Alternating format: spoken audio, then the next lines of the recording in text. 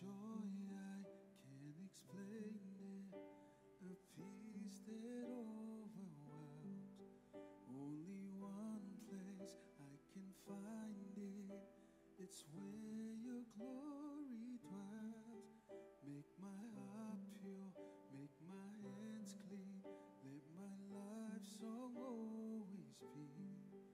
It's your presence that I'm after, Jesus, show yourself to me. To be with you, to know your heart is all my heart desires.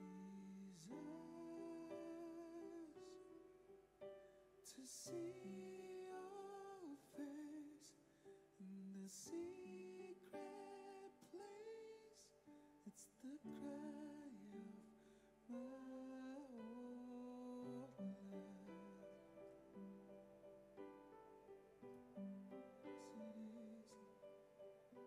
Yes, it is. It's the cry of my heart. There is room here at your table, a feast laid out for me. God, I'm hungry for your presence. Come and fill me once again. You anoint my head with oil, my cup it overflows. There is no lack in your presence, but God, there's so much more. To be with you, to know your heart is all my heart desires. To see your face in the secret place, it's the cry of my whole life. It is, Lord, it's the cry of my life, God, to be where you are, God, to be with you, God. Have it all, Jesus, have it all. All my days I will seek, all my life let me be found with you, Lord, found with you, Lord. Take my life and my dreams, take it all, let me be found with you, Lord, found with you, Lord. All my days I will seek, all my life let me be found with you, Lord, found with you, Lord. Take my life and my dreams, take it all, let me be found with you, Lord, found with you. To be with you, to know your heart is all my heart's desires.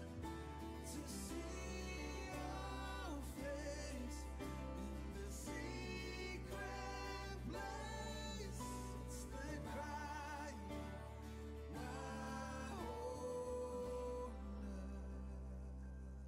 life.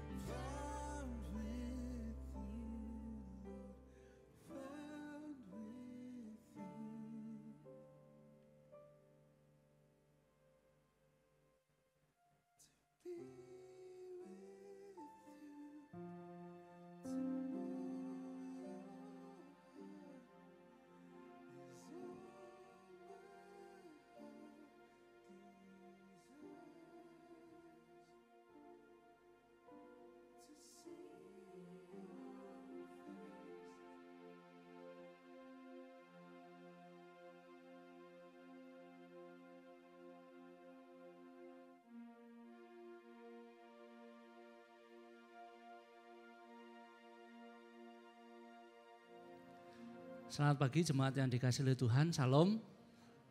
Hari ini kita bersyukur jikalau Tuhan mengizinkan kita kembali, kita berada di tempat ini. Kita akan beribadah bersama-sama. Saya mengundang semuanya untuk bangkit berdiri.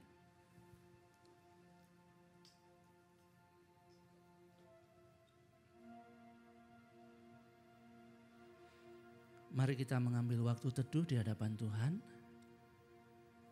Mempersiapkan hati kita untuk memuji, menyembah Tuhan, dan menikmati hadirat-Nya.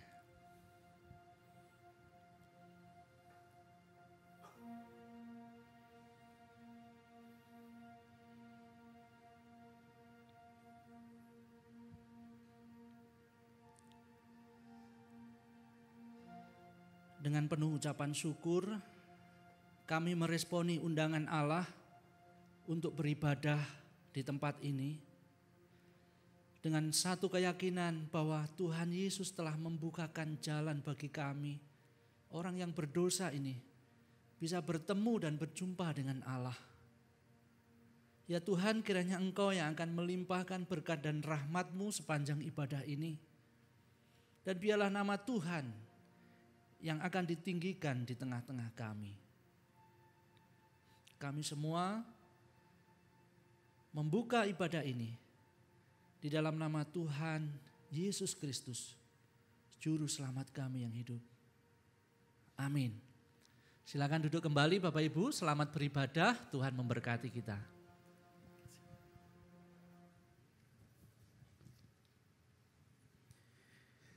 Jadi karena kita menerima kerajaan yang tidak tergoncangkan, marilah kita mengucap syukur dan beribadah kepada Allah menurut cara yang berkenan kepadanya, dengan hormat dan takut.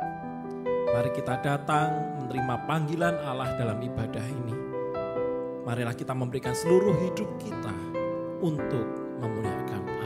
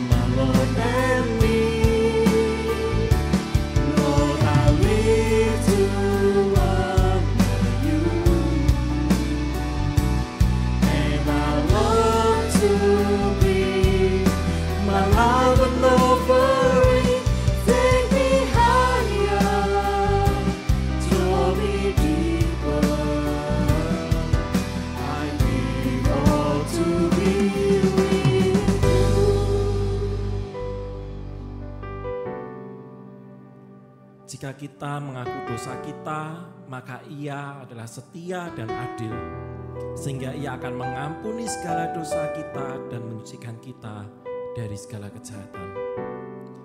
Jika Allah saat ini masih memberi kesempatan kepada setiap kita untuk mengakui segala dosa dan kesalahan kita, mari kita merendahkan hati kita untuk datang kepadanya dan memohon pengampunan.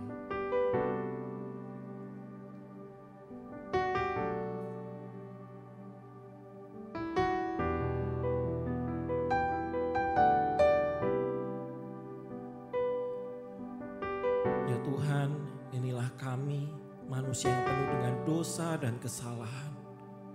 Ampuni Tuhan untuk segala hal yang kami lakukan yang sudah mendukakan hati-Mu dan sesama kami.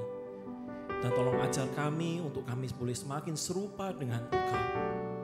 Dan Tuhan tolong layakkan kami untuk boleh memuji dan menyembah Tuhan melalui ibadah ini Tuhan. Dan biarlah hidup kami menyenangkan hati-Mu.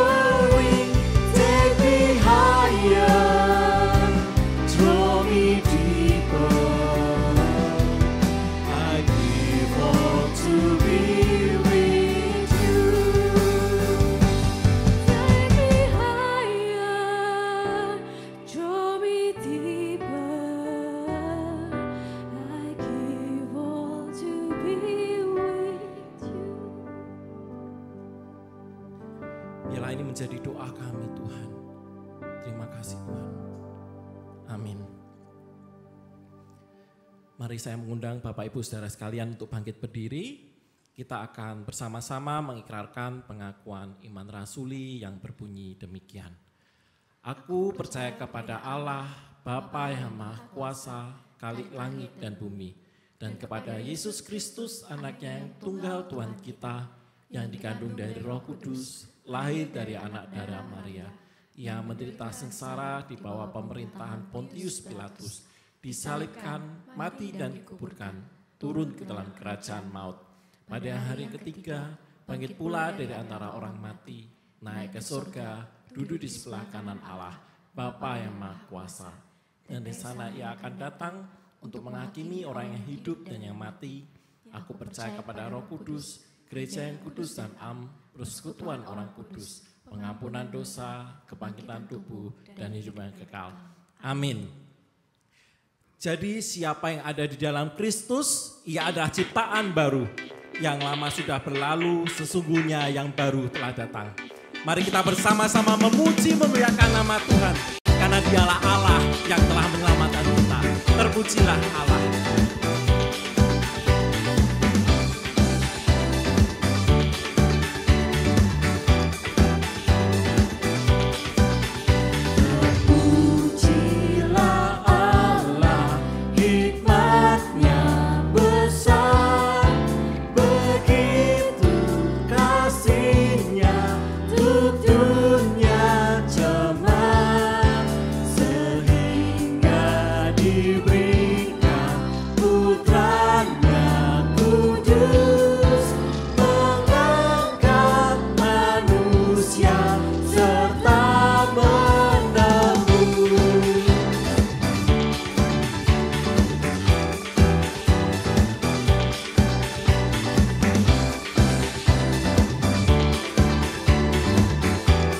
Sempurna karena telah dibayar.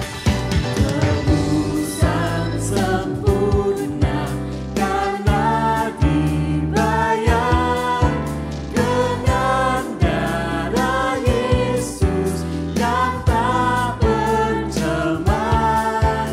Orang yang berdosa dijanjikannya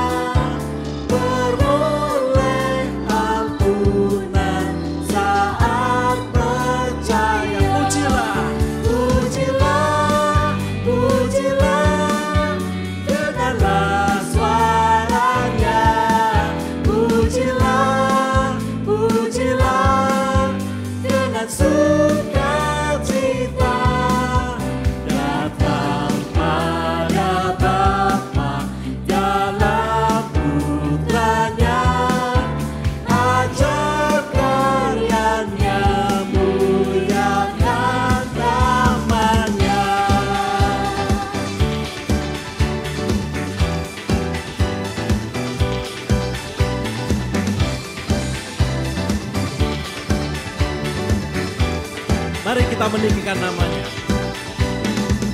Worthy of glory, worthy of honor, our God. Great things He has done, worthy of glory, worthy of honor, our God. Great things He has done, worthy of glory, worthy of honor, our God. Great things He has done, worthy of glory, worthy of honor, our God. Great things He has done. Pujilah, pujilah, dengarlah suaranya. Pujilah, pujilah, dengan sukacita. Datang pada Bapa dalam Putranya, ajak karyanya, muliakan nama. Pujilah, pujilah, pujilah, dengarlah suaranya. Pujilah, pujilah, dengan sukacita. Datang pada Bapa dalam Putranya, ajak karyanya, muliakan namanya. Worthy of glory, worthy of honor, our God. Great things He has done, worthy of glory, worthy of honor, our God. Great things He has done. Beri kemuliaan bagi nama Tuhan. Bapak Ibu boleh silakan duduk kembali. Kita akan mempersiapkan hati kita untuk kebenaran firman Tuhan. Kita diingatkan bahwa Kristus telah melakukan bagiannya ketika Ia berkorban bagi kita di atas kayu salib. Sekarang marilah kita memakai hidup kita untuk bersaksi dan melayani Dia, sampai kita boleh mendapatkan mahkota kehidupan.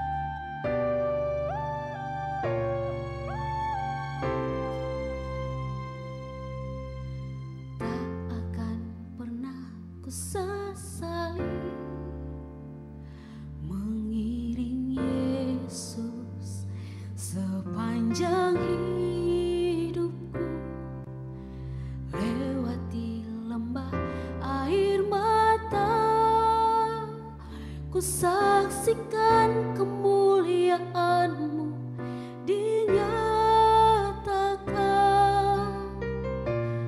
Berapapun harga yang harus ku bayar, ku kan tetap setia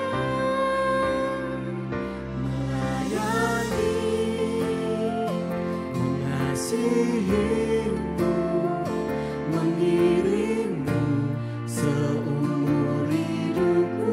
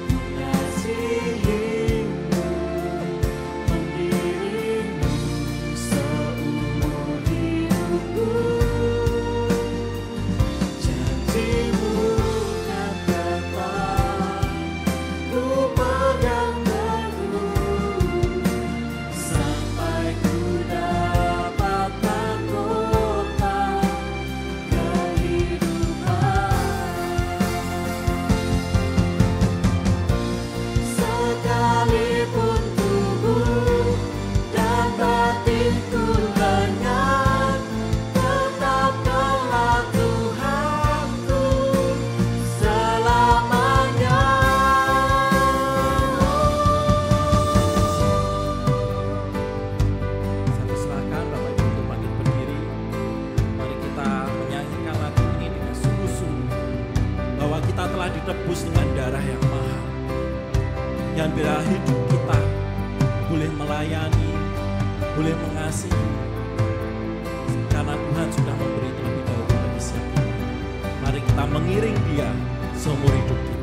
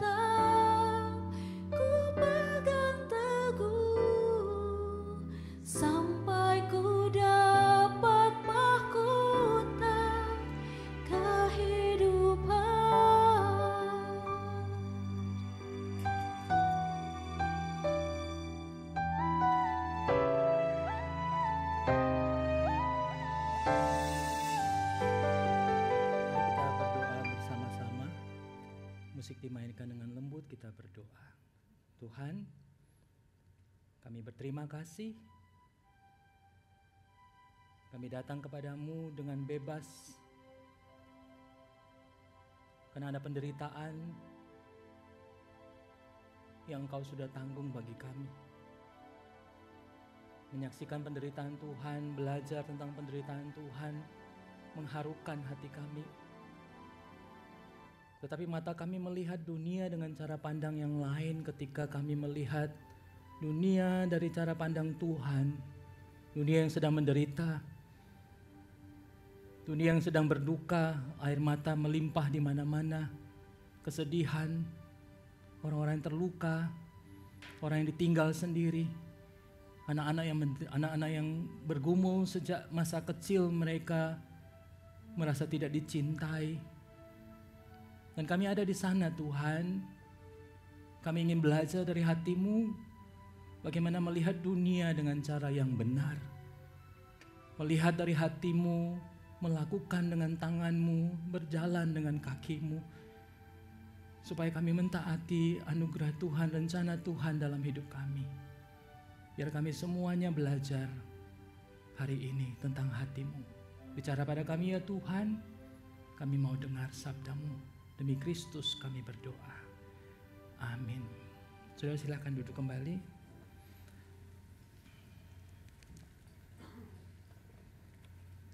Selamat pagi saudara-saudara sekalian. Selamat pagi. Semoga sudah mandi jadi lebih bersemangat ya. Saudara, hari ini kita akan belajar satu topik yang sebenarnya agak berat, tetapi memang harus disampaikan karena itu yang Alkitab sampaikan. Saya diberikan judul beragam cara mengasihi sesama, tetapi setelah belajar dari perikop ini saya akhirnya menemukan bahwa ternyata yang lebih tepat untuk menjelaskannya adalah kita hari ini akan belajar menemani mereka yang di dalam penderitaan. Saudara-saudara, sebelum kita memulai, saya pengen kita berdoa dulu satu doa yang unik dari seorang, ini yang disebut dengan an Irish blessing. Ini doa tiap pagi, sebuah doa iman. Kita baca sama-sama yuk doa ini. 1, 2, 3. Oh Tuhan yang pemurah, berikanlah kami cukup air mata agar hati kami tetap lembut, cukup rasa sakit agar kami tetap rendah hati, cukup kegagalan agar tangan kami tetap erat bergantung pada lengan-Mu, cukup keberhasilan agar kami yakin bahwa kami berjalan bersama-Mu. Saudara-saudara, Semuanya dimulai dengan kata cukup. Seperti itulah yang Tuhan Yesus ajarkan kepada kita pada waktu kita berdoa, cukup. Yang penting cukup. Tetapi saudara-saudara, salah satu hal yang penting untuk dipelajari oleh orang-orang Kristen supaya kita tumbuh menjadi seperti Dia adalah kita mesti belajar lewat penderitaan. Kalimat penderitaan, kata penderitaan tidak nyaman untuk didengarkan, apalagi dilewati. Tetapi ini yang kita akan pelajari hari ini, saudara-saudara. Saya ingin memulai dengan apa yang terjadi di dalam 1 Korintus. Kita baca ayat ini sama-sama. 1, 2, 3. Kami juga menasihati kamu, saudara-saudara, tegurlah mereka yang hidup dengan tidak tertib, hiburlah mereka yang tawar hati, belalah mereka yang lemah, sabarlah terhadap semua orang. Kita baca sekali lagi dengan suara lebih keras. 1, 2, 3. Kami juga menasihati kamu, saudara-saudara, tegurlah mereka yang hidup dengan tidak tertib, hiburlah mereka yang tawar hati, belalah mereka yang lemah, sabarlah terhadap semua orang. Saudara, saya ingin memulai kita belajar memahami 1 Korintus ini dengan cerita yang terjadi di sebuah tempat. Kalau saudara pergi ke Afrika Barat, ada satu negara namanya Ghana, satu negara kecil, dan di Ghana itu ada terkenal satu tempat yang menjadi tempat wisatawan sekarang, namanya The Cape Coast Castle. Tempat ini adalah tempat yang menjadi salah satu favorit, tetapi tidak banyak orang mau berkunjung ke sana karena tempat itu seperti tempat horor. Sama seperti ketika orang-orang berangkat ke Auschwitz menyaksikan penderitaan pembunuhan, orang nggak tahan, saudara. Lalu kemudian orang-orang yang berangkat ke sana mendengar banyak sekali kisah yang muncul di Cape Coast Castle ini. Cape Coast Castle ini adalah sebuah tempat di mana ratusan ribu orang Afrika itu dimasukkan ke sebuah dungeon. Dungeon itu adalah sebuah underground prison, tempat tertutup, tempat penderitaan, tempat penyiksaan, dan mereka harus tinggal di sana kurang lebih 3 bulan sebelum dikirimkan ke Eropa atau ke Amerika bagian utara. Sudah dalam masa-masa penderitaan ini mereka, saudara kalau perhatikan the castle ini, saudara menyaksikan banyak sekali tempat yang disebut dengan, yang dimulai pertama the door of no return. Seorang yang masuk gak akan pernah balik dalam kondisi yang sama seperti karena mereka akan dikirim lewat jalur belakang menuju ke pulau atau negara yang lain. Jadi orang yang sudah masuk ke sana gak akan mungkin bisa keluar lagi. Lalu kemudian penyiksaan terjadi, mereka akan disiksa selama 3 bulan, mereka akan dikirim sebelum mereka dikirim ke Samudra Atlantik. Lantai penuh dengan kotoran manusia yang sudah kering, ada bercak-bercak darah di mana-mana, ada bekas-bekas korpus orang yang mati mengering lalu kemudian dibiarkan begitu saja. Tempat itu menjadi tempat yang amat mengerikan. Tapi kalau saudara perhatikan orang-orang di sana, mereka datang, mereka menyaksikan horor itu. Lalu pertanyaan yang mereka gak bisa jawab adalah ketika para pemandu mulai bertanya, tahukah kalian ruangan apa di atas dungeon ini? Lalu mereka diam ketika pemandunya mengatakan, it's a chapel. Is a church. Lalu dia mulai bercerita, supaya ibadah bisa dilakukan dengan baik di atas, maka dibutuhkan ketenangan di bawah. Maka selama ibadah orang-orang dipukulin, disiksa, ditutup mulutnya, dibiarkan merintih hanya dengan suara kecil, supaya orang-orang yang ada di atas bisa beribadah dengan baik. Saudara, ketika orang-orang mendengar itu, ada satu hal yang tidak pernah bisa dibayangkan bagaimana ibadah dilakukan. Untuk ibadah dilakukan dengan baik perlu ada orang yang ditutup mulutnya supaya tidak merintih. Sudah hanya perlu naik dengan satu tangga saja, mereka akan bertemu dengan gereja, a church, a chapel about God. Sudah bisa bayangkan apa yang dirasakan oleh orang-orang di dalam gereja itu. Ketika mendengar mereka yang merintih di bawah dan mereka tahu di situ ada kematian, ratusan ribu orang di situ bergantian.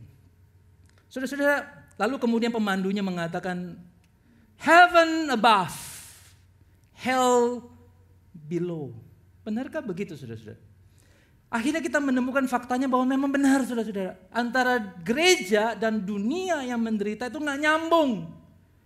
Ini heaven, saudara-saudara. Semua yang baik kita temukan di gereja. Orang saling mengasihi, kita dengar berita yang baik, kita dapat bantuan dan pertolongan. Di tempat yang lain ada penderitaan yang nggak ada jembatannya antara gereja dan dunia yang menderita. Maka saudara-saudara, kita perlu bertanya, apa hubungan antara suffering dengan the heart of God? Sebab ini mesti ada sambungannya, saudara-saudara. Dan ini yang dikatakan di dalam 1 Timotius.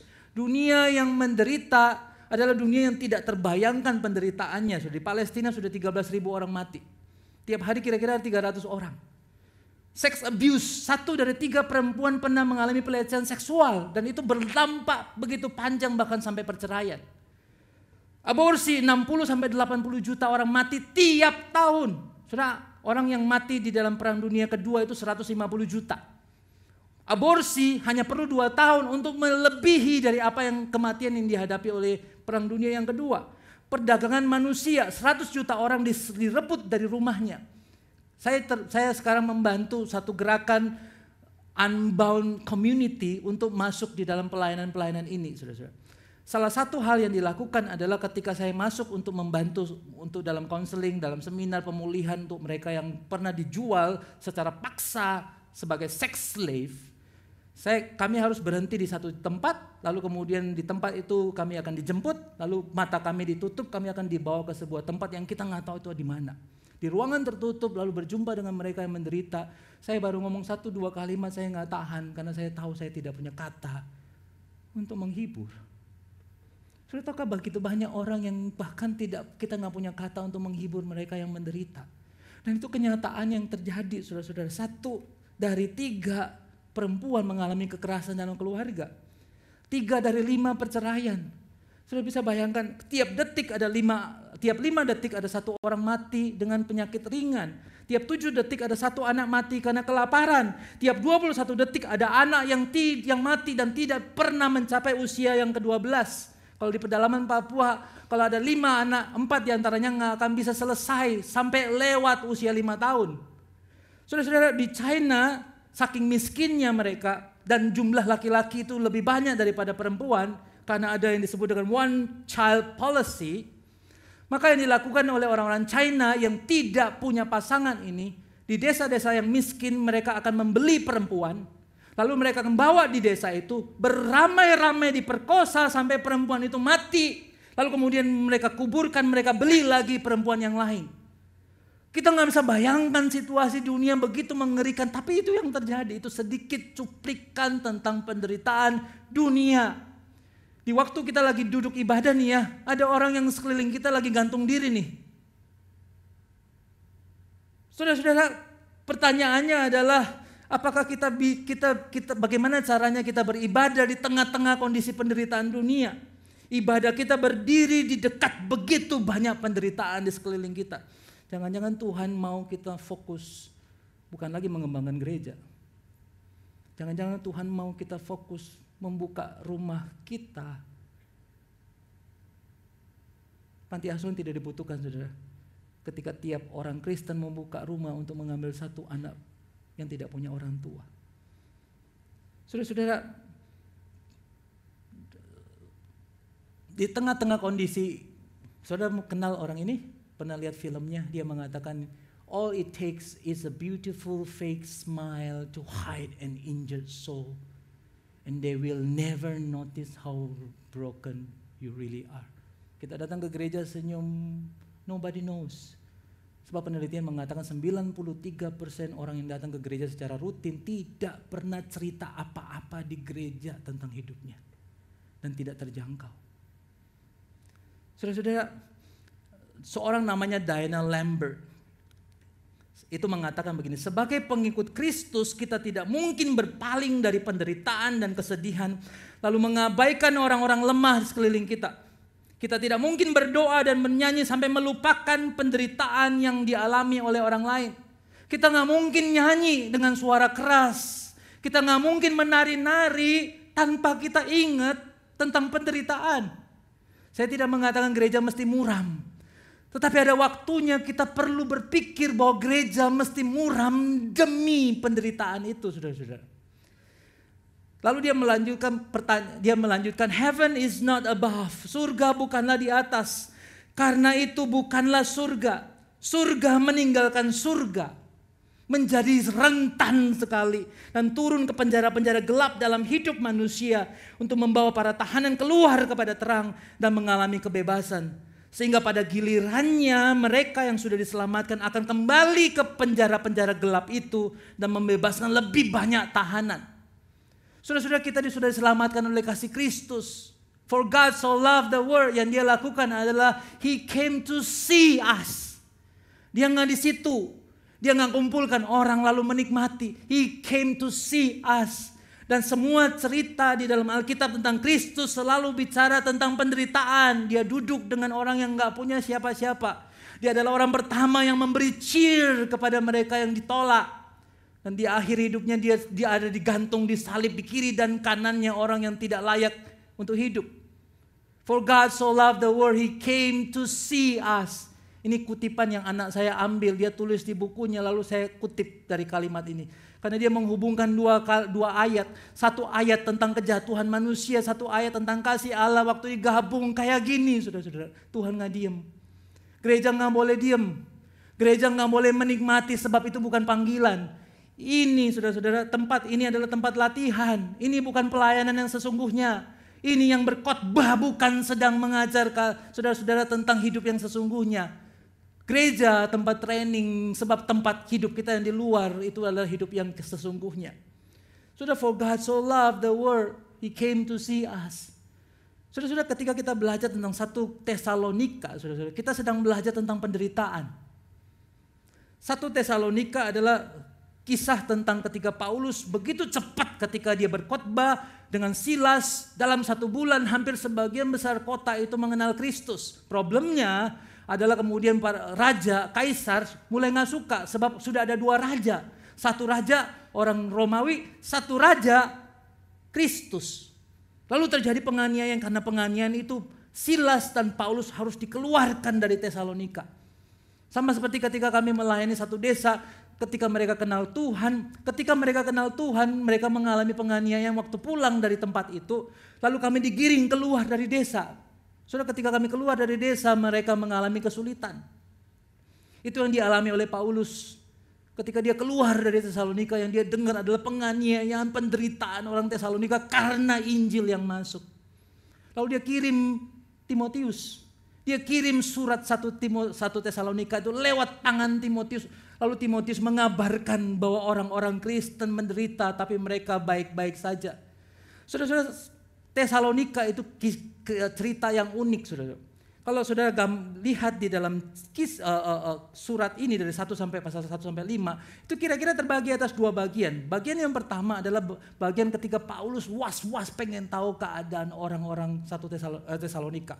Lalu dia kemudian menyatakan kesedihannya, tetapi dia juga menyatakan sebuah doa terima kasih kepada Tuhan.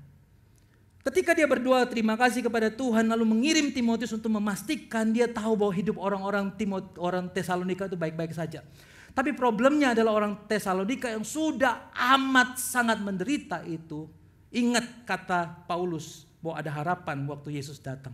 Maka yang dilakukan oleh mereka adalah mereka menunggu dalam penderitaan. Mereka nunggu Yesus datang. Mereka nunggu Yesus datang. Mereka nunggu Yesus datang jemput mereka. Lalu Paulus bilang bukan itu cara hidup. Di dalam penderitaan kita bukan nunggu, tetapi kemudian di dalam pasal 4 dan pasal 5 Paulus mulai ngajar sebuah doa. Dia mulai dengan sebuah doa, Tuhan perbesar kapasitas kami untuk mengasihi. Orang-orang Tesalonika pasti berpikir, apa kurangnya kami mengasihi Kristus. Tapi Paulus mengatakan bukan Kristus saja, tapi orang di sekelilingmu yang menderita. Lalu saudara-saudara, di dalam pembicaraan Paulus salah satu yang ditekankan adalah tentang kesucian seksual. Sebab ini cara supaya kita semuanya kapasitas mengasihi kita tidak bolong-bolong. Lalu dia mulai bicara tentang kesucian seksual. Saudara-saudara, ketika Paulus ngomong tentang 1 Tesalonika ini, Paulus mulai ngomong tentang sebuah cara hidup yang melawan budaya, melawan kebiasaan orang Tesalonika. Yaitu mulai mengasihi meskipun menderita. Saudara mungkin pernah dengar cerita tentang gereja ini, Santo Bonavice. Gereja yang buka dari Senin sampai Minggu dengan pintu yang tidak pernah terkunci dan semua orang bisa datang dan pergi, tinggal, tidur dan makan dan dicintai di sana. Pintu yang tidak pernah dikunci. Gereja yang semua kapasitasnya dipakai, maka disebut dengan sacred sleep. Kalau kita ibadah di gereja, kita tidur ditegur, dianggap tidak rohani. Tapi di sini diizinkan tidur. Sebab itulah maka Alkitab bilang benar ya, bahwa Tuhan itu memberi berkat pada waktu kita tidur.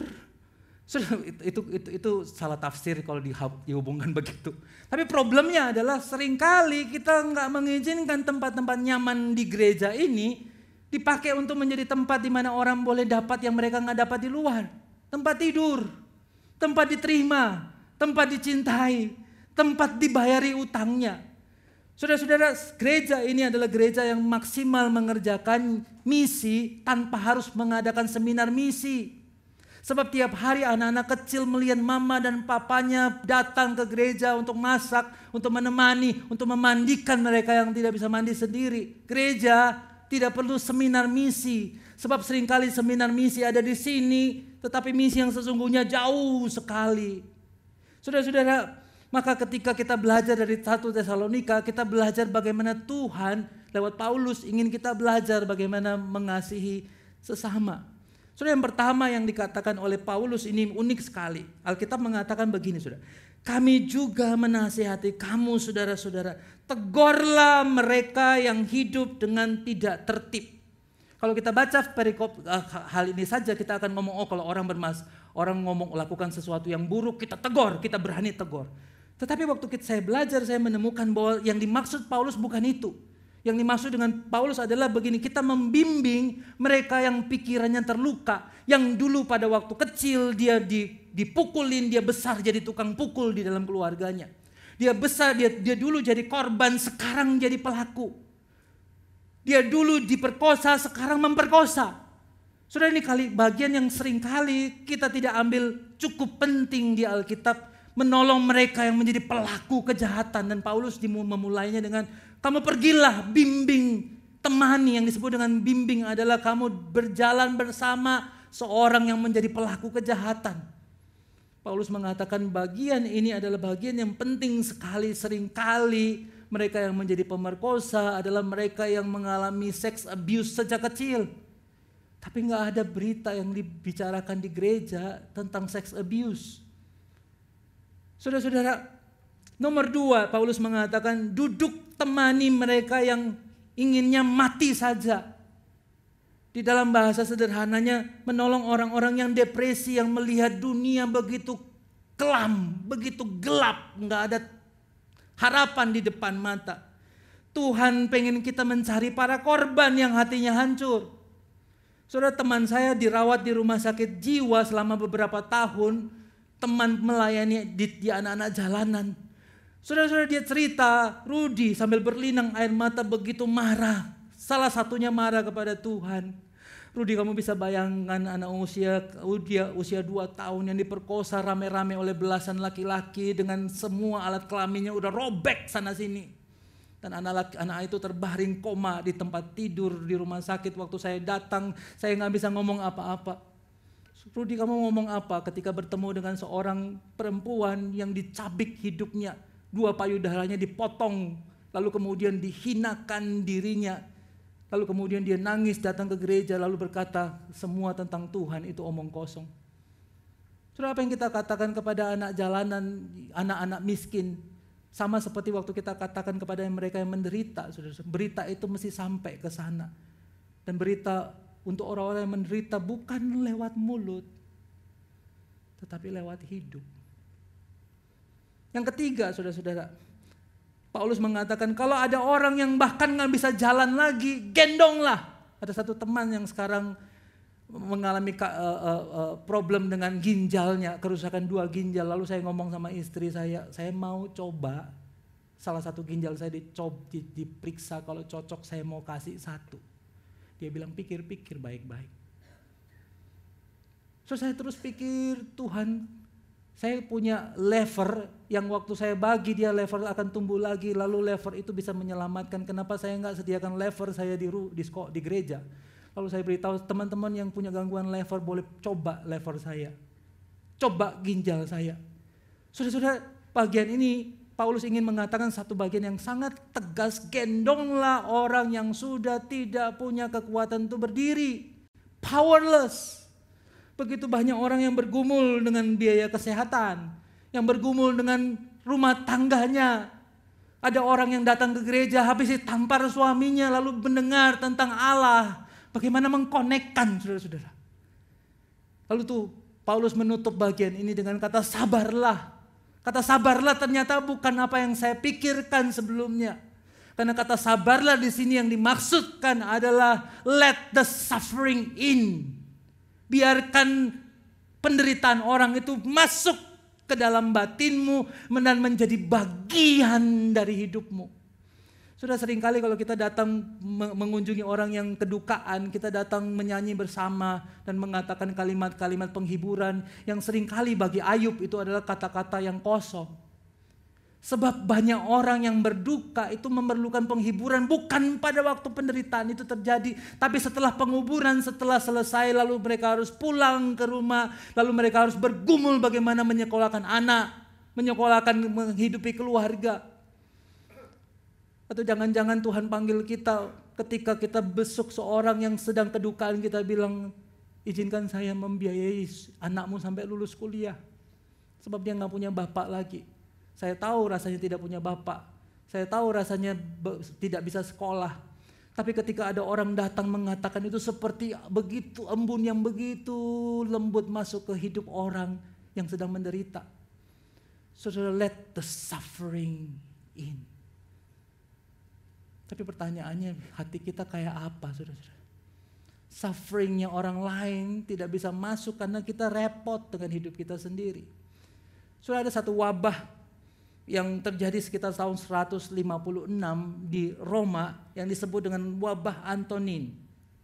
Wabah ini adalah wabah yang mirip dengan COVID-19 tetapi gejalanya mirip COVID ditambah cacar, ditambah penyakit yang menjadi lebih luas. Radang paru-paru dan radang kulit berbarengan. Sepertiga penduduk Roma mati pada waktu situasi itu. 2.000 kematian tiap hari. 10 sampai 15 juta kematian terjadi dalam masa-masa pandemi itu. Soalnya pada waktu pandemi terjadi, keadaannya tidak sedang baik bagi orang Kristen.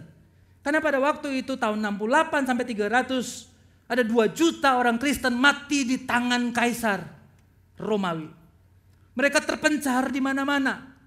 Tapi ketika wabah itu datang, saudara-saudara, yang mengagetkan bagi orang-orang Roma adalah ketika penderitaan itu datang, tiba-tiba dari seluruh penjuru di luar kota Roma, berbondong-bondong orang Kristen masuk ke kota yang menjadi pusat dari wabah yang mengerikan itu. Mereka tahu mereka ke sana mereka akan mungkin bisa mati. Tetapi itu menjadi sebuah cara bagi orang Kristen untuk masuk. Ketika semua orang meninggalkan kota, orang Kristen justru memilih tinggal di tempat di area-area paling menular untuk melayani dan merawat orang sakit.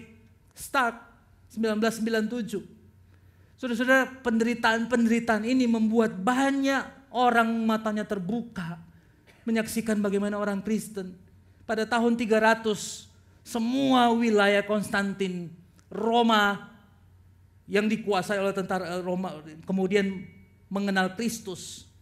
Lalu Konstantin the Great itu mengatakan begini, saudara boleh baca di depan, kami tidak bisa melupakan sukacita mereka.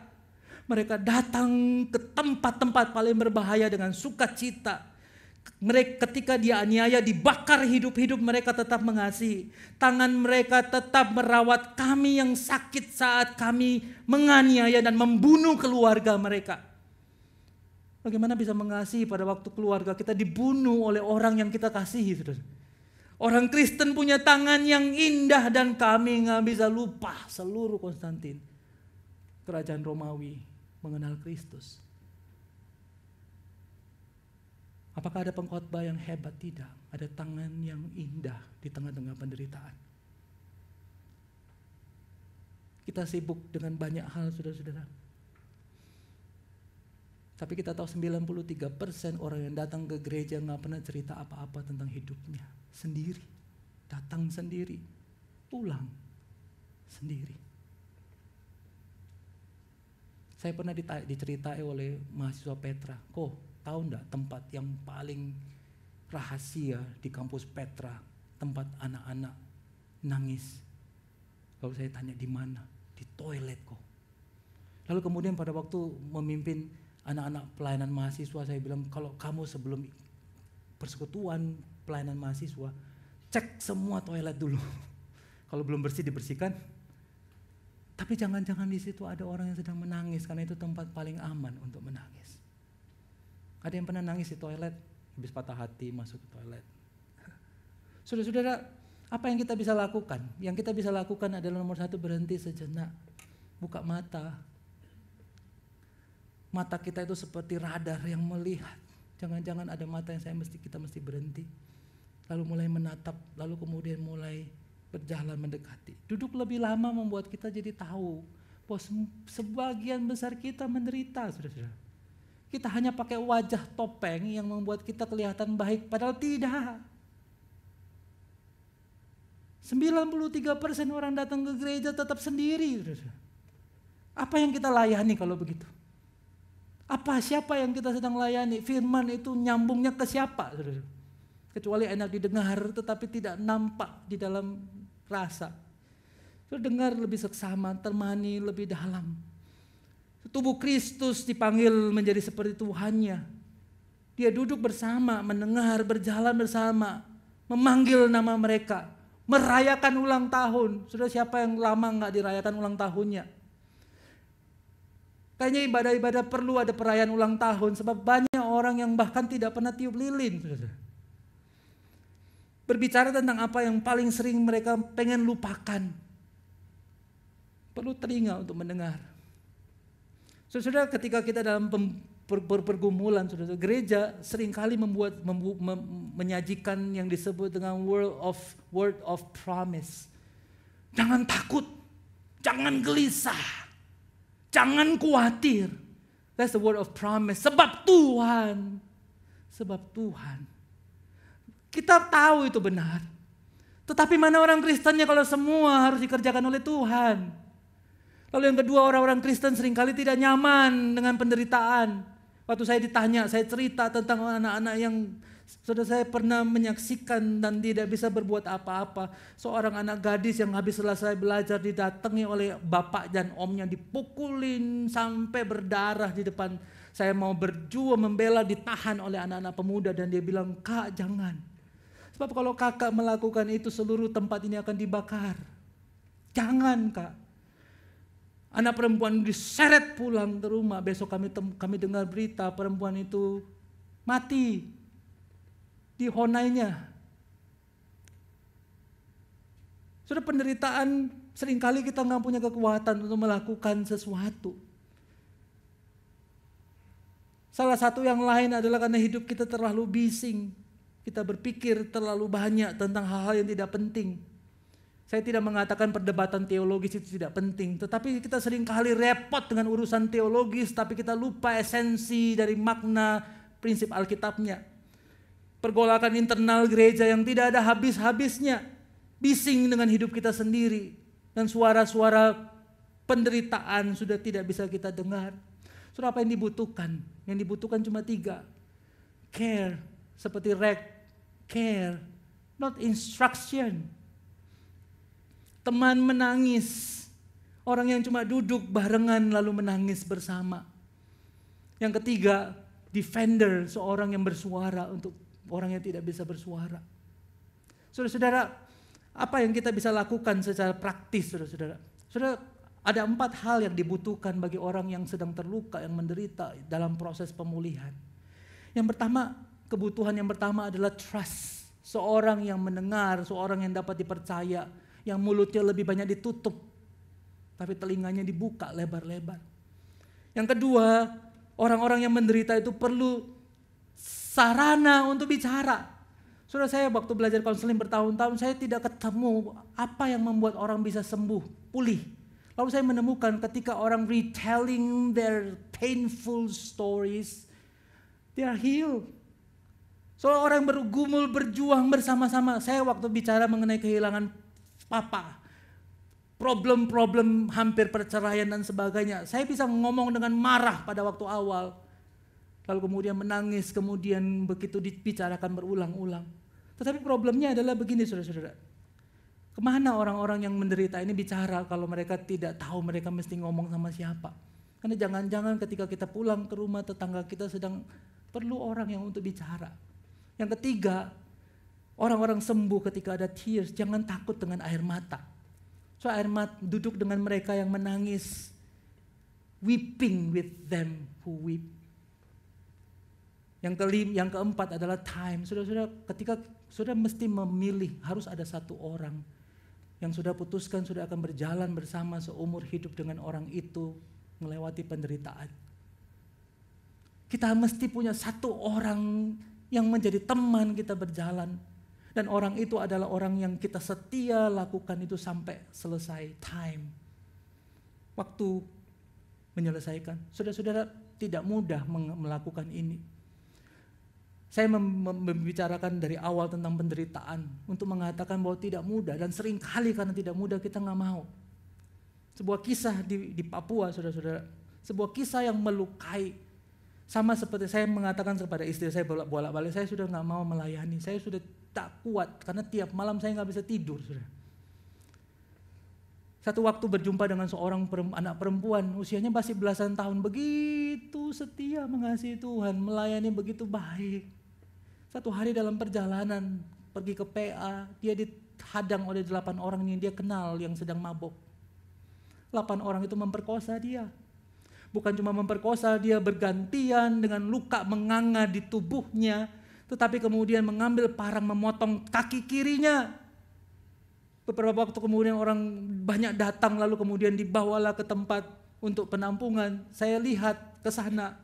Saya gak punya bahasa untuk ngomong, saudara-saudara. Seringkali waktu kita lihat orang menderita kita gak bisa ngomong apa-apa. Sebab memang tidak dibutuhkan kata-kata. Yang dibutuhkan adalah duduk menangis bersama. Saya duduk di sana menangis, lalu dia melolong kesakitan, lalu bilang, Tuhan Yesus, Tuhan Yesus, Tuhan Yesus, Tuhan Yesus. Air mata begitu banyak. Saya menangis di sampingnya.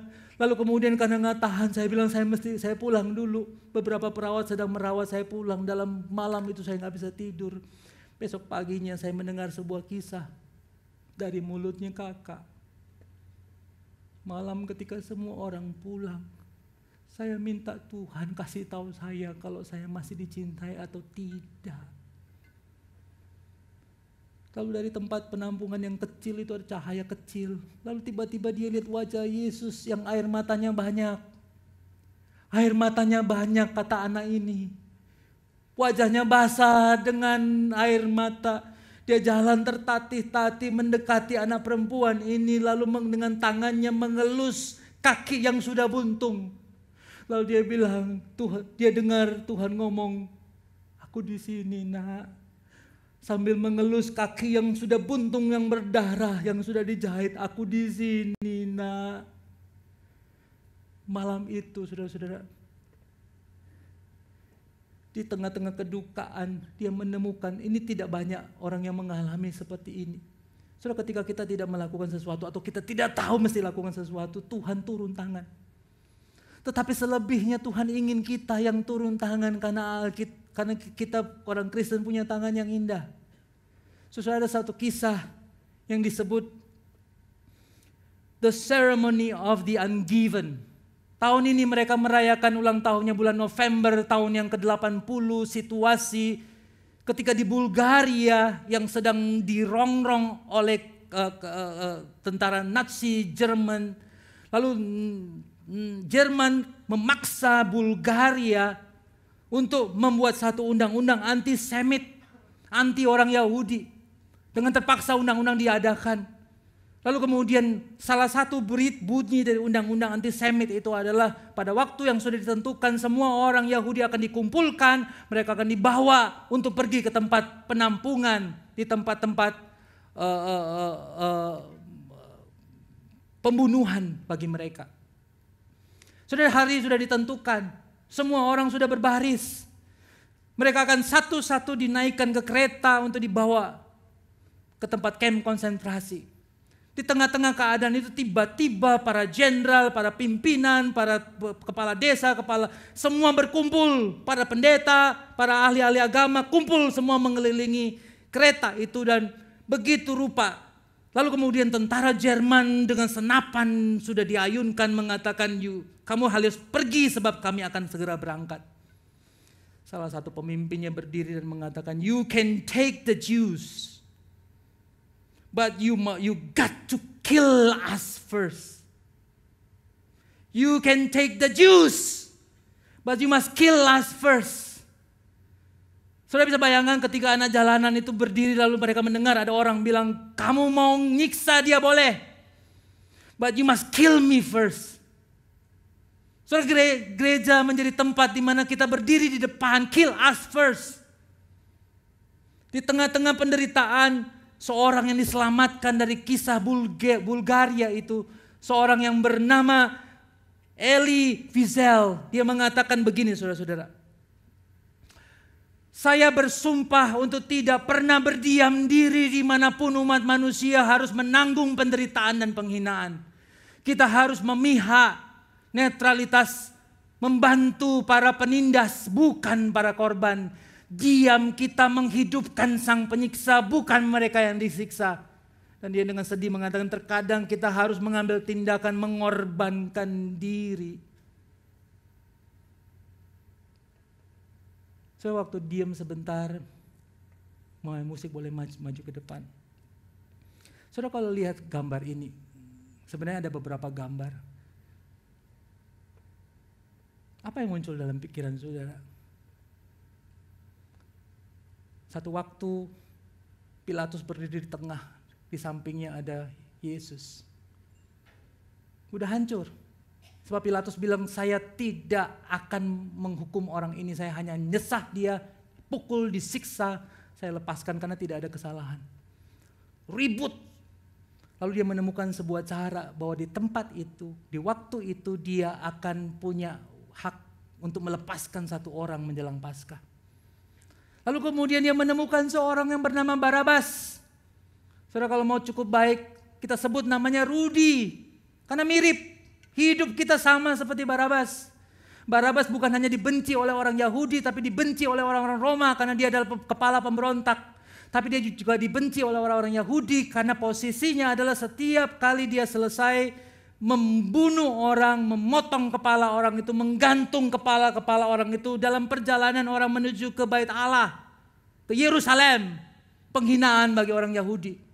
Dan ini adalah korban paling tepat untuk menggantikan Yesus. Jadi berdirikan di depan, lalu kemudian Pilatus bertanya, boleh pemain musik boleh maju. Siapa yang kita mesti lepaskan? Yesus yang kita nggak ketemu salahnya, atau Barabas yang kalian paling benci, bahkan kalian lihat pun kalian tidak mau? Salibkan Yesus, lepaskan Barabas. Saya waktu duduk diam, saudara.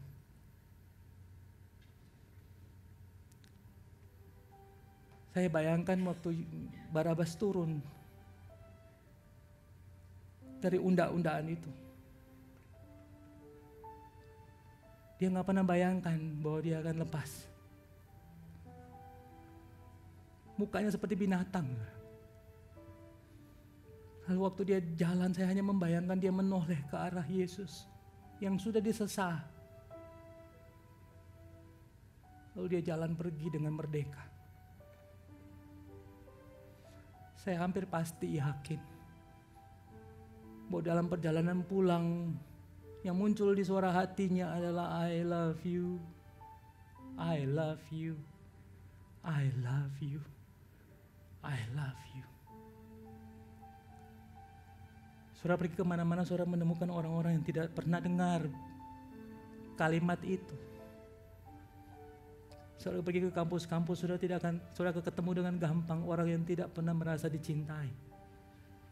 93% orang datang ke gereja gak pernah cerita apa-apa tentang hidupnya. Saudara. Air mata ditampung di rumah masing-masing. Tesalonika mengajar kita nggak boleh diem. Kita mesti memihak. Sudah ada waktunya. Satu waktu kita semua air mata kita dihapus. Tapi sebelum air mata kita dihapus pada waktu Kristus datang, tangan yang indah ini mesti menghapus air mata lebih banyak. Terlalu banyak. Kemarin anak saya ulang tahun. Dia udah pikir mau beli ini dan itu. Dalam perjalanan, tiba-tiba dia lihat orang jualan dan dia bilang, "Ma," orang itu seperti wajahnya sedih. Dia keluarkan dompetnya. Dia berikan sesuatu yang harusnya dia beli untuk sesuatu yang dia udah tabung sekian lama. So, saya duduk diam di rumah. Saya sudah bilang sama istri saya berkali-kali, saya mau berhenti melayani. Saya mau berhenti berkhotbah. Saya sudah gak bisa tidur tiap malam. Istri saya bilang begini, kalau kamu berhenti, lalu siapa yang ngomong? Saudara, kita mesti ambil bagian. Gak bisa cuma duduk pulang. Kita mesti ambil bagian. Oh Tuhan yang pemurah, berikanlah kami cukup air mata, agar hati kami tetap lembut. Cukup rasa sakit, agar kami tetap rendah hati. Cukup kegagalan, agar tangan kami tetap erat bergantung pada lengan-Mu. Cukup keberhasilan, agar kami yakin bahwa kami berjalan bersama-Mu.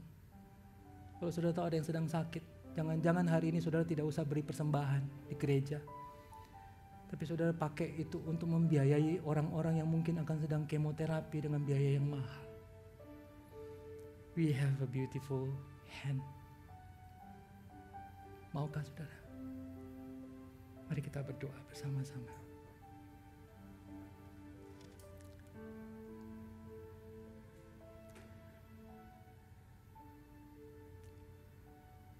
Tuhan, kami berdatang kepadamu dengan perasaan, dengan hati yang bingung, dengan otak yang tidak mampu mencerna apa yang terjadi di dunia, menghubungkan antara kasih Allah dengan dunia yang menderita.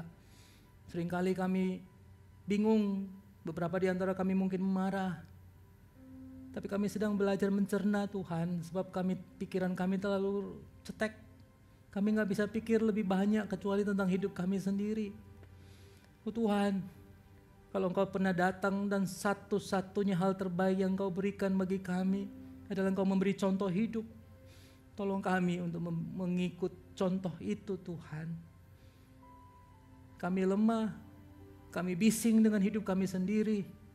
Kami berisik dengan pergumulan kami sendiri. Tidak ada ruang bagi mereka yang lain yang menderita. Oh Tuhan, temani kami. Oh Tuhan, tolong kami. Oh Tuhan, sentuh kami. Oh Tuhan, dorong kami. Kalau perlu, oh Tuhan, seret kami ke tempat-tempat kami melihat penderitaan. Supaya dengan demikian kami mengerti hati Tuhan bagi dunia ini. Terima kasih ya Tuhan untuk gereja yang istimewa ini. Gereja ini begitu baik, begitu nyaman. Kasih Allah kelihatan satu dengan yang lain. Tapi itu tidak cukup Tuhan. Ini hanya tempat latihan. Satu hari kami mesti keluar. Kami mesti keluar. Nggak boleh diam. Ini doa kami Tuhan. Demi Kristus kami berdoa. Amin.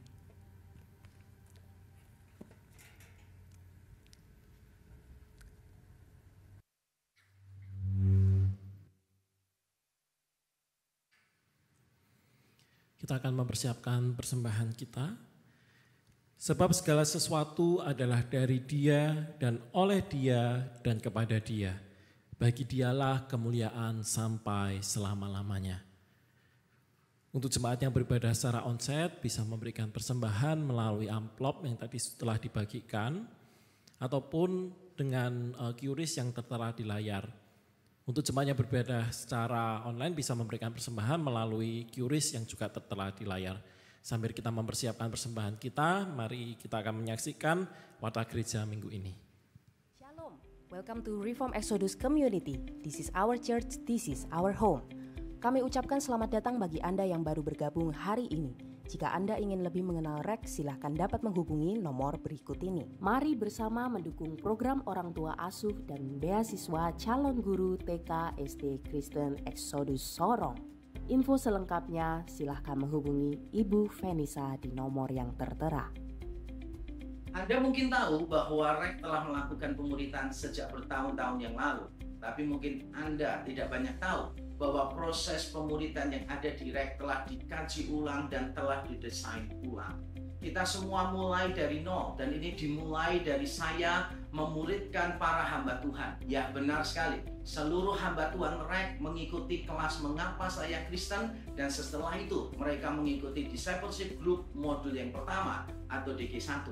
Dan kini tiba saatnya bagi para majelis dan pengurus cabang lokal akan dimuridkan baik oleh saya untuk majelis maupun oleh hamba-hamba Tuhan yang lain untuk para pengurus cabang. Dan saya mengharapkan kita semua bisa berpartisipasi di dalam proses pemuritan ini. Dan bagi semua jemaat yang lain, para pelayan, guru sekolah minggu, mari kita bersama-sama mendaftar secepatnya, karena kelas Mengapa Saya Kristen akan dibuka pada bulan Desember ini. Kelas ini paling lama akan selesai di dalam 3 bulan dan dilakukan secara online. Bapak Ibu Saudara yang cepat mengerjakan tugas-tugas yang diberikan bisa juga menyelesaikan kelas ini secara lebih cepat. Karena itu saya mendorong, ayo segera mendaftar, ayo segera selesaikan supaya kita semua bisa tergabung di dalam kelompok-kelompok pemuritan discipleship group yang pertama. Kiranya Tuhan terus mendorong kita, bukan cuma datang dan pergi di dalam ibadah, tetapi juga untuk dimuridkan dan pada akhirnya bisa memuridkan orang lain. Tuhan memberkati kita.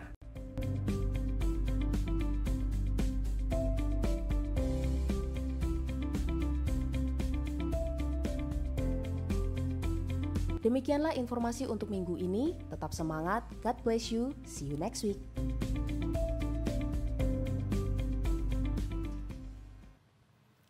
Ada beberapa hal yang ingin saya tegaskan. Sekali lagi mengingatkan bahwa kegiatan dalam rangka pembukaan REK GM masih ada beberapa, yaitu hari Jumat dan hari Sabtu yang akan datang, yang akan ada seminar tentang musik, tentang ya ini ya, Gospel Center Worship, itu hari Jumat. Lalu hari Sabtunya ada Praise and Worship dari Rekonsiliasi Worship, yang ya saudara-saudara kita yang tergabung di dalam grup ini ya.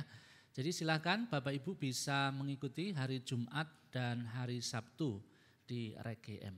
Lalu yang berikutnya adalah Natal kita tanggal 16 Desember Bapak Ibu.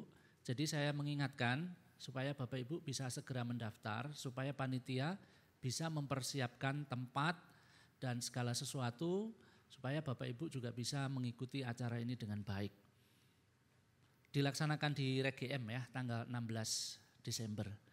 Dan ini adalah rangkaian kegiatan Natal. Panitia membuat satu hampers yang dapat Bapak Ibu miliki seperti ini. Ada beberapa model ya, beberapa tipe ya, apa namanya, seperti ini ya. Jadi nanti bisa menghubungi ke Ibu Herlin, ke admin untuk informasi lebih lengkap ini. Atau, nah oh iya sudah ada nomornya di sini, sorry ya. Jadi sudah ada nomornya di sini, Bapak Ibu bisa memesan kenang-kenangan begitu ya, hampers dalam rangka Natal 2023 REK. Lalu juga ada kaos REK juga khusus Natal, warnanya seperti ini merah marun ya. Bapak Ibu bisa memesannya. Lalu yang berikutnya adalah pemberkatan nikah. Gereja kita akan memberkati Saudara Daniel dan Saudari Yunike. Ini menjadi satu pelayanan pastoral. Kita mengumumkan kepada semua jemaat, jikalau ada keberatan bisa menghubungi gereja. Namun jikalau tidak ada, maka gereja akan melanjutkan rencana pernikahan mereka ini. Lalu yang terakhir Bapak Ibu, seperti yang tadi sudah disampaikan oleh Pak Yakub bahwa gereja kita itu telah melakukan DG, melakukan KTB dan lain sebagainya, tetapi tahun ini kita akan memulai sesuatu yang baru berkaitan dengan DG tersebut. Jadi ada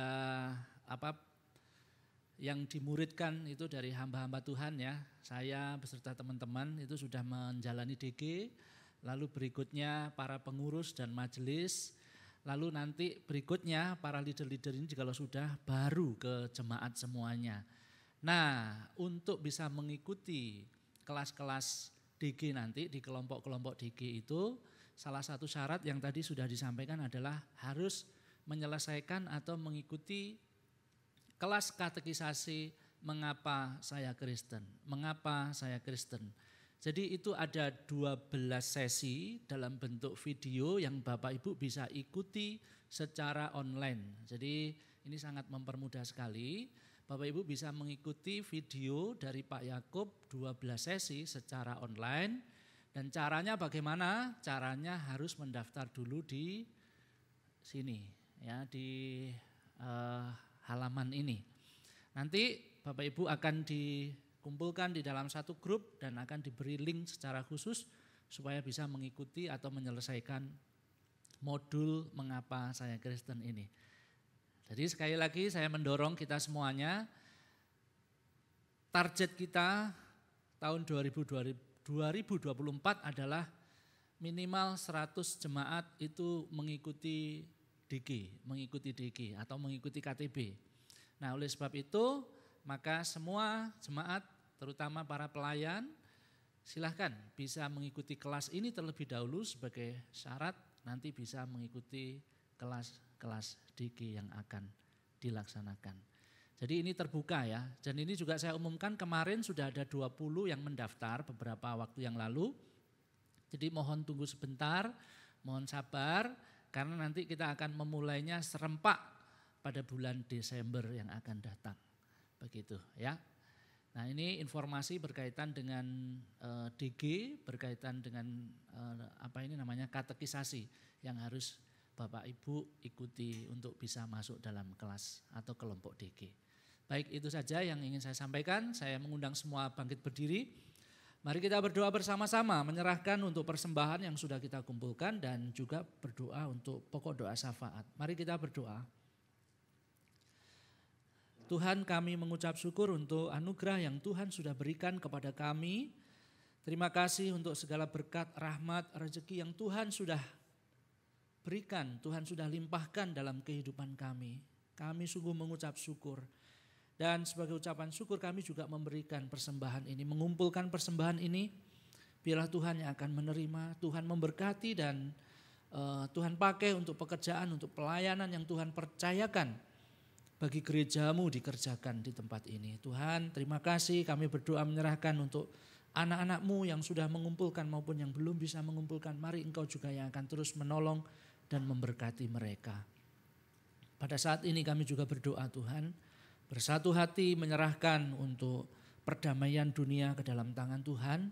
Kami berdoa menyerahkan untuk beberapa negara yang sedang berkonflik antara Rusia, Ukraina, Israel dengan Palestina.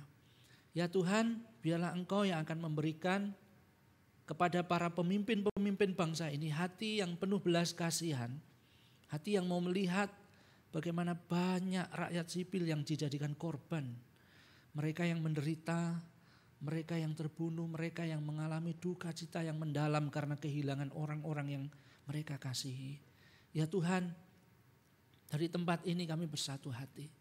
Biarlah Engkau yang akan memberikan kelembutan, kerendah hatian bagi para pemimpin-pemimpin bangsa yang berkonflik ini. Supaya mereka mau mengambil komitmen untuk mengambil tindakan gencatan senjata sehingga perang ini boleh usai. Kami juga berdoa menyerahkannya Tuhan untuk negara-negara yang pada saat ini terlibat di dalam memberikan bantuan ataupun yang terlibat di dalam negosiasi untuk perdamaian. Bila Engkau juga yang akan memberkati. Kami berdoa menyerahkannya Tuhan untuk bantuan-bantuan yang pada saat ini sedang disalurkan kepada korban perang. Biarlah semuanya boleh sampai di tujuan. Engkau memberkati para relawan yang penuh dengan resiko mereka harus menyalurkan bantuan kepada para korban, Tuhan Engkau juga yang melindungi mereka ya Tuhan. Terima kasih ya Bapa, terima kasih. Kami menyerahkan, biarlah Tuhan Engkau yang akan memberikan perdamaian bagi bangsa-bangsa di muka bumi ini. Dan pada saat ini kami juga berdoa, menyerahkan ya Tuhan untuk seluruh umat-Mu, jemaat-Mu, secara khusus umat-Mu yang ada di gereja REK. Ketika kami menjalani masa-masa pancaroba ini, kami memohon kekuatan dari Tuhan. Kami memohon biarlah Engkau yang memberikan stamina yang baik kepada kami, sehingga kami boleh melewati masa pancaroba ini bersama dengan Tuhan. Kami berdoa menyerahkan untuk saudara-saudara kami yang lemah tubuh, mereka yang pada saat ini harus beristirahat, bahkan harus dirawat di rumah sakit karena sakit, efek dari begitu ekstrimnya cuaca ini. Kami berdoa bila Engkau juga yang akan memberikan pertolongan pada mereka, memberikan kesembuhan. Tuhan terima kasih, kami menyerahkan seruan doa kami ini hanya ke dalam tangan kuasa-Mu yang kami naikkan di dalam nama Tuhan Yesus Kristus. Amin. Mari kita mengakhiri ibadah kita pujikan doksologi.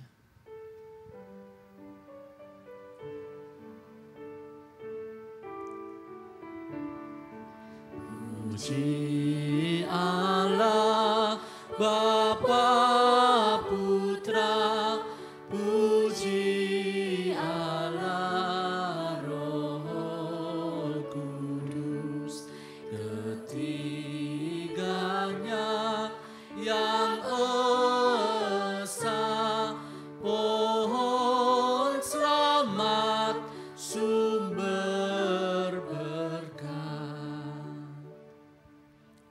Jemaat yang dikasihi oleh Tuhan, mari kita meninggalkan rumah Tuhan ini dengan penuh sukacita, dan biarlah Roh Kudus yang akan memampukan kita melakukan kebenaran firman-Nya. Kini terimalah berkat dari Allah Tritunggal yang akan menolong dan memperlengkapi engkau.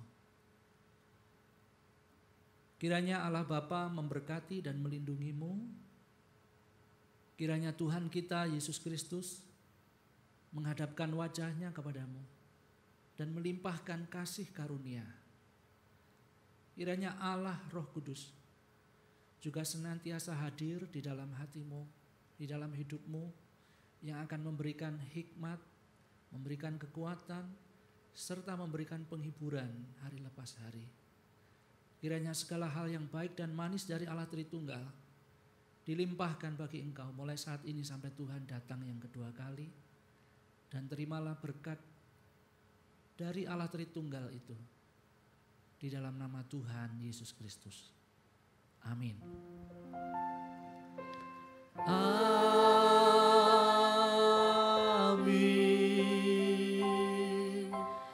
Amin.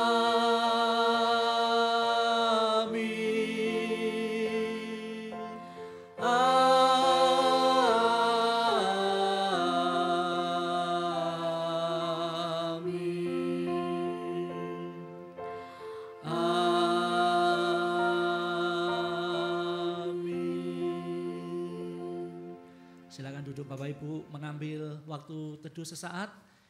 Selamat hari Minggu, Tuhan memberkati kita semuanya.